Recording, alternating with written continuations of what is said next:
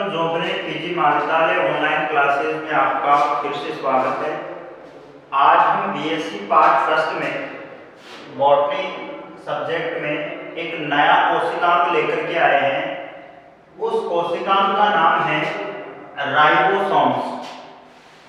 Ribosomes से जो कोशिकांक है उसको हमने पिछली कक्षाओं में 11th 12th और जैसे 9th 10th में भी पढ़ा है, परंतु जो हम क्लास की ऊंचाइयों में चढ़ते जाते हैं त्यों हम इनके विस्तार पूर्वक अध्ययन की जो श्रृंखलाएं हैं वो बढ़ती जाती है।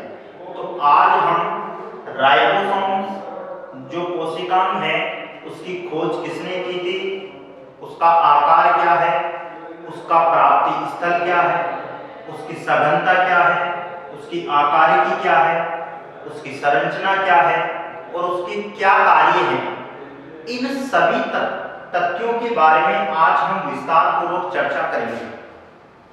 तो सबसे पहले यदि हम बात करें राइबोसोम्स की डिस्कवरी यानी कि खोज, तो खोज की बात करें तो एक वैज्ञानिक थे कलाडे वैज्ञानिक का नाम आपने पहले की किताबों में सुना होगा। कलाडे वैज्ञानिक ने इलेक्ट्रॉन सूक्ष्मदर्शी की सहायता से सर्वप्रथम राइबोसोम्स को 1941 में संघनित कणिकाओं के रूप में देखा। संघनित कणिकाओं के रूप में देखा। कहने का मतलब ये है कि सर्वप्रथम जो पहले जो वैज्ञानिक थे कलाडे वैज्ञानिक ने 1941 में संघनित कणिकाओं के रूप में राइबोसोम्स को देखा और उन्होंने इस राइबोसोम्स को नाम दिया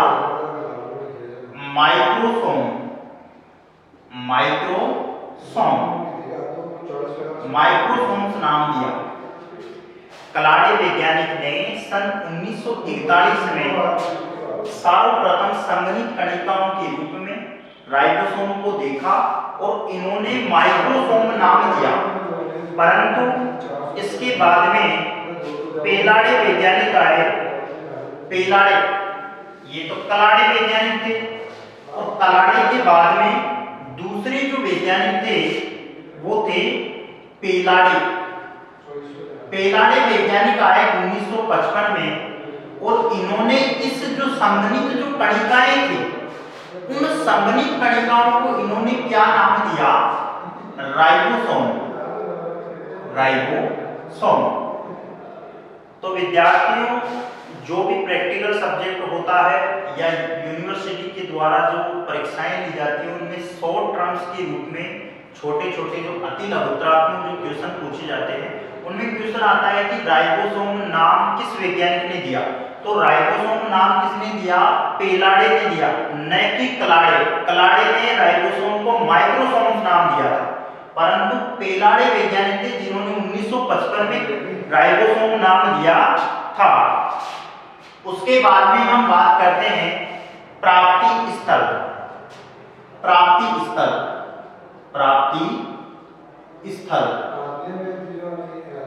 अब प्राप्ति स्थल का मतलब क्या है कि राइबोसोम कौन कौन सी कोशिकाओं में उपस्थित होता है, अर्थात उसका जो प्राप्ति स्थल है, अर्थात अकुरेंसी कौन सी है।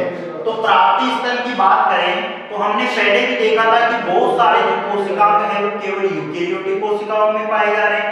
परंतु मैंने आपको पहले भी बताया था कि जो राइबोसोम जो कोशिकांग है वो दोनों प्रकार की कोशिकाओं में पाया जाता है, प्रोकैरियोटिक और यूकेरियोटिक दोनों प्रकार की कोशिकाओं में पाया जाता है। Prokaryotic and eukaryotic.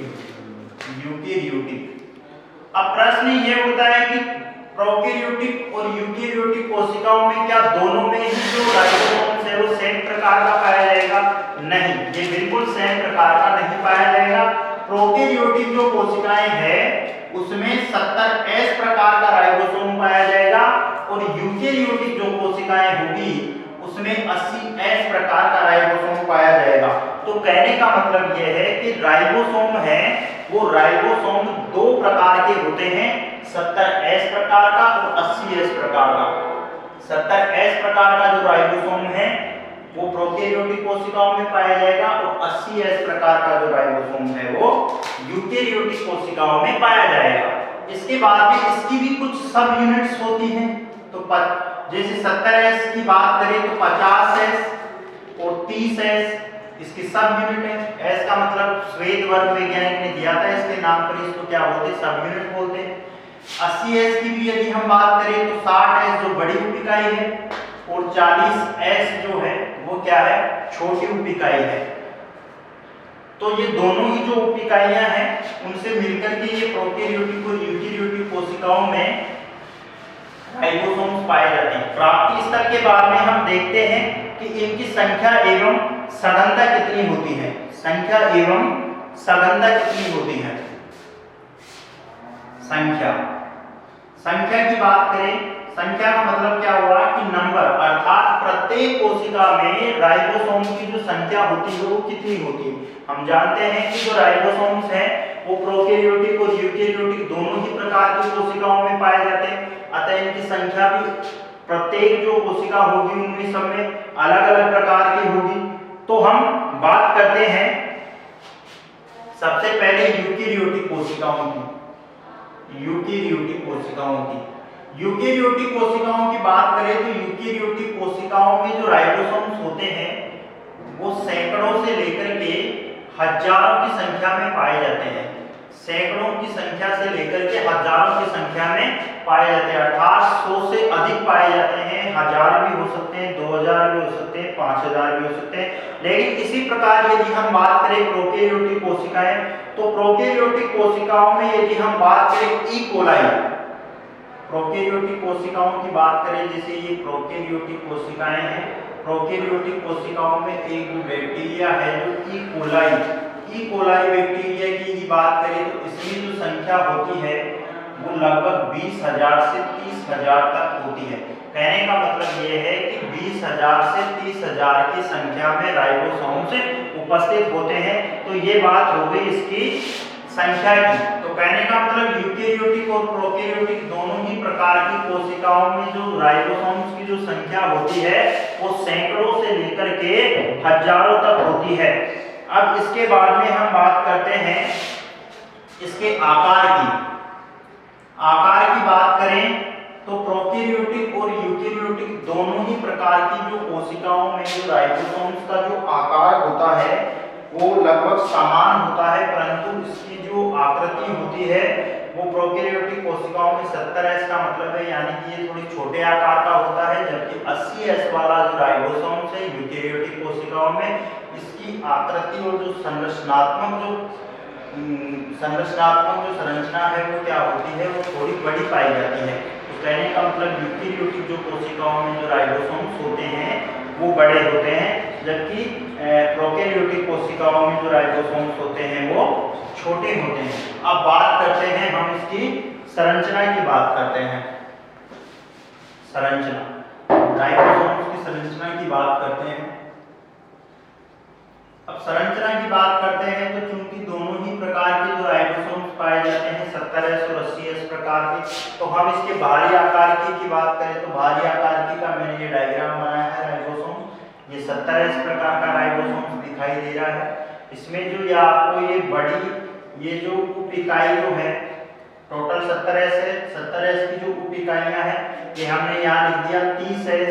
ये जो छोटी ऊपर वाली जो सब यूनिट है यानी कि ऊपर वाली जो इकाई है वो 30S है, यानी कि ये छोटी उप इकाई है, जबकि नीचे वाली ये जो 50S वाली जो सब यूनिट है ये बड़ी उप इकाई है। तो दोनों को मिलाकर के यदि हम बात करें तो 70S राइबोसोम्स ये पाए जाते हैं। और ये 70S प्रकार की जो राइबोसोम्स है वो कौन सी कोशिकाओं में पाए जाएंगे, प्रोकैरियोटिक कोशिकाओं में पाए जाएंगे।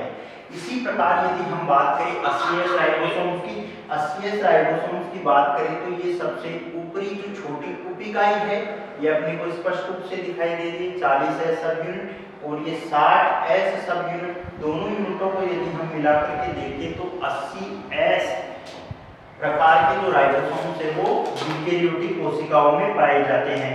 अब यदि हम बात करें कि इन कोशिकाओं में इनका आणविक भार क्या होता है, तो सबसे पहले यदि हम बात करें जैसे 70S जो राइबोसोम्स हैं राइबोसोम्स है 70 प्रकार के जो राइबोसोम्स हैं।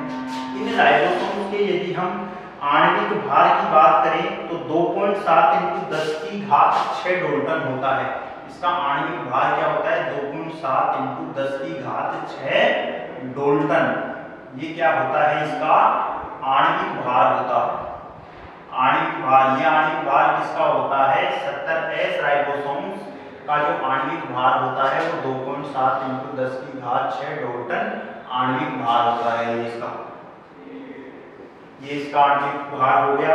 इसके बाद में यदि हम बात करें तो इसकी जो यूनिट्स होती हैं वो यूनिट्स कौन कौन सी होती है? अभी मैंने बताया था इसकी जो यूनिट्स होती है सब यूनिट यानी कि उप इकाई भी आपको मैंने बताया था कि 50S ये क्या हो गई? ये बड़ी हो गई, और ये 30S ये क्या हो गई?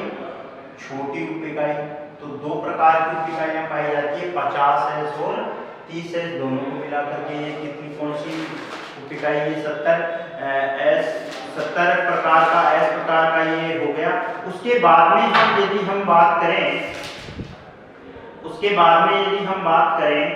इसके आणविक भार में,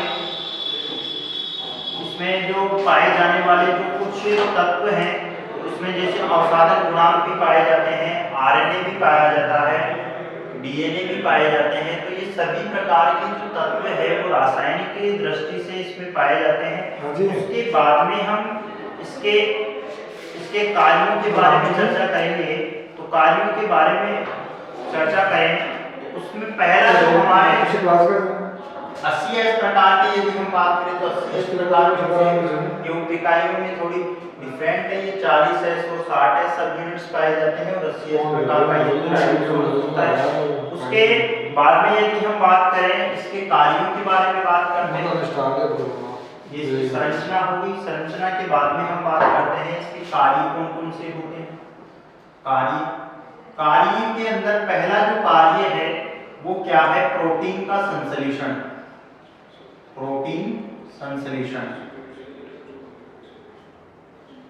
प्रोटीन का सिंथेसिस करता है, यानी कि प्रोटीन संश्लेषण की जो प्रक्रिया जो पूर्ण करता है वो राइबोसोम भी पूर्ण करता है। इस राइबोसोम को वैज्ञानिकों ने प्रोटीन की फैक्ट्री के नाम से भी बताया है।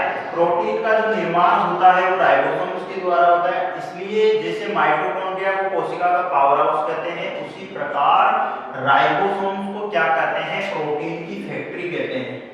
तो इसका जो कई बार एग्जाम में पूछा गया है कि प्रोटीन की जो फैक्ट्री होती है वो कौन से कोशिकाओं को कहा जाता है? तो प्रोटीन की फैक्ट्री कौन से कोशिकाओं को कहा जाएगा? राइबोसोम्स को कहा जाएगा प्रोटीन की फैक्ट्री। उसके बाद में हम बात करें तो ये और क्या क्या कार्य करता है? जैसे F1 जो विभिन्न प्रकार के जैसे कारक होते हैं, विभिन्न प्रकार के कारक F1 है, F2 है, F3 है, T4 T3 कारक, R1 है, R2 है। तो ये सभी प्रकार के ये जो कारक है वो प्रोटीन संश्लेषण की प्रक्रिया में भाग लेते हैं। और एक कार्य की यदि हम बात करें तो पॉलीपेप्टाइड जो श्रृंखला होती है उस पॉलीपेप्टाइड श्रृंखला के द्वारा ये प्रोटीन का निर्माण करता है। तो इस प्रकार राइबोसोम्स का जो मुख्य जो कार्य क्या हुआ वो प्रोटीन का संश्लेषण और प्रोटीन का निर्माण करना हुआ। तो आज हमने राइबोसोम्स की खोज किसने की? राइबोसोम्स कितने प्रकार के होते हैं, राइबोसोम्स की उपस्थिति क्या है, राइबोसोम्स के आकार कैसा होता है, राइबोसोम्स की संरचना क्या है, और अंतिम छोर पर राइबोसोम्स के क्या कार्य हैं, इनका विस्तार पूर्वक हमने अध्ययन किया है। अगली क्लास में हम एक नया कोशिकांग लेकर के आएंगे। तब तक के लिए सभी विद्यार्थियों को धन्यवाद।